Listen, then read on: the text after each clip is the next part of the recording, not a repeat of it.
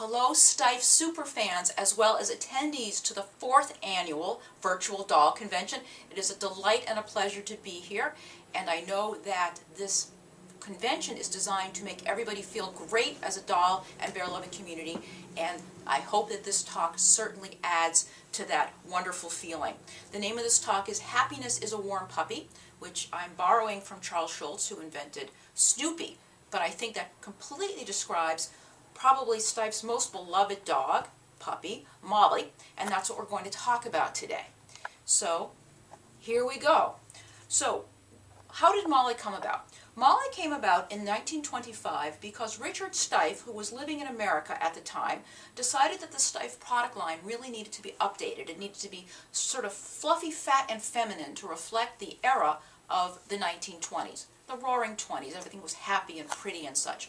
And so Steiff immediately came out with a line of dolls and bears and cats that were very fat and fluffy and feminine, and Molly was probably the most famous of all of them. She was the first, and what you can see from her, she is a sitting, beautiful dog made out of mohair, and she was made in 12 sizes ranging from itty-bitty, which is like this, see my hand, and see Molly, isn't she fabulous, to 80 centimeters, which is ginormous, which is like a real dog, from 1925 through the mid-40s overall.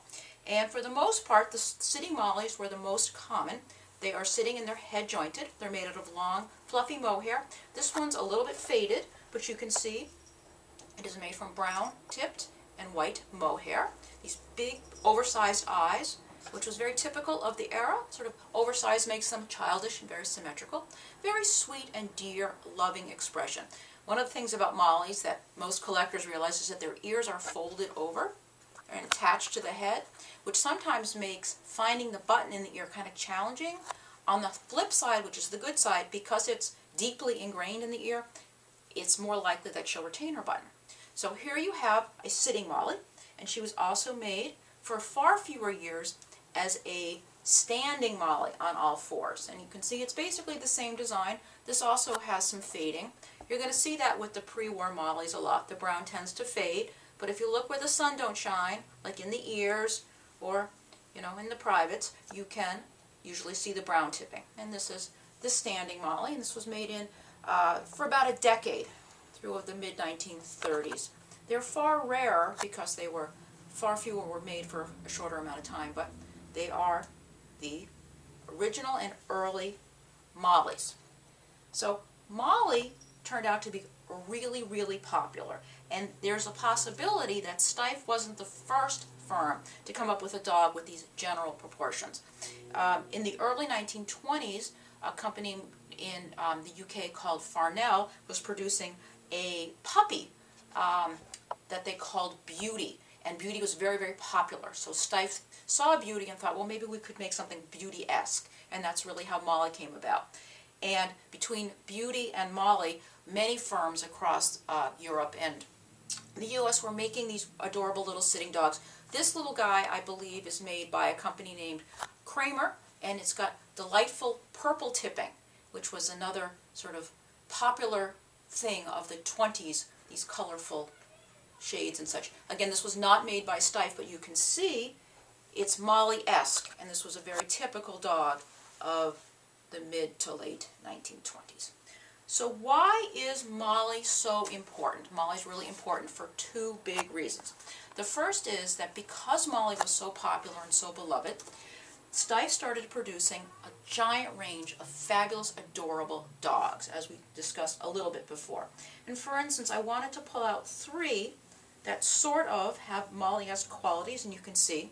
This is a Chin Chin. Don't you just love his big, big belly and floppy ears, which are lined in velvet, and his tail that goes back. But you can see the oversized eyes and the childlike proportions, very reflective of the Molly look and feel. He's fabulous. He's also head jointed and standing. So, see those proportions. Steiff also made a Pekinese, and you can also see those Molly proportions and looks. This is all sort of the mitochondrial Eve aspects of Molly, where she is a little bit of all dogs after her production. And one of my favorites, and I know it will be yours too, is a teeny baby Charlie. These came in a bunch of sizes, but the smallest are cute, the cutest, and you can see how adorable she is, but how Molly-esque she is as well. So that's the first reason Molly's so important, is because she catalyzed these and many more dogs. The other thing that Molly did that was really, really cool that I want to share with you is that she catalyzed a real initiative in Steiff of form and variation and creating great novelties. The 20s were a period of great novelties, and I believe that was because, in part, of Molly's popularity and success and appeal and such. So one of the things that Molly was produced as, clearly, hand puppet. You can see this beautiful Molly here is a hand puppet with the exact same face and such, the eyes, coloring, and she has her button hidden in her ear, which is lovely. So you have a puppet. Okay.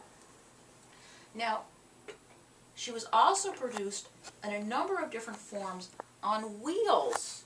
This is almost big enough that a baby could ride on it, but this is a Molly on regular wheels. You can see a pull toy, very sturdy. She was also available on eccentric wheels. That means when she was pulled, she would bumble along. But wonderful Molly on wheels, very popular, great to pose with dolls. Now, I don't have specific Molly novelties, but I wanted to share with you forms that she took. Obviously, this is a bulldog, but Molly was produced as this type of animal, which is a tail moves head. So Molly was produced as a tail moves head animal. Molly was produced wonderfully as what we call a ball animal. This is teeny tiny. This was designed to go in a baby's hand. See, it's all round and adorable, and so Molly would have been made in this form as well. I'm sorry I don't have one to share with you, but here's an analogy for you. And Molly was also made in something fabulous, ladies and gentlemen. She was made as a handbag purse. Now, this happens to be her buddy Charlie, but imagine the same idea and form where you have the wonderful animal with the zipper, and she's lined in a wonderful velvet. So this would have been the same for Molly, and this would have had either a little leather ring or a mohair ring. So that is wonderful form and variations. So what happened after the war? Well, Steiff closed manufacturing in the late 40s for obvious reasons, but once the factory opened in the late 1940s, Molly was one of the first items produced, and I'm sure you're not surprised by that. She was only produced sitting, and I have a couple of examples here. They're just really adorable. They just have a wonderful face, and they're very, very similar to the pre-war models. You can see them here. They all came with the bells and the ribbons, and that's very typical decoration for the Molly. So you can see how beautiful they are. Some people just collect these because they're so cute together, and each one really has a different face based on their wonderful presentation and construction. So after the war, Steiff also made a few Molly novelties. The Molly novelties included a puppet, which was, very similar to what we saw pre-war. And the other really cool Molly novelty was, in 1961, Steiff worked with F.A.O. Schwartz to create a Molly family in a basket, which was 3 or 4 or 5 Mollys, depending on the time and the production. Mollys sitting on a cushion in a wicker basket, and that's one of the most beloved and sought-after novelties from the post-war era.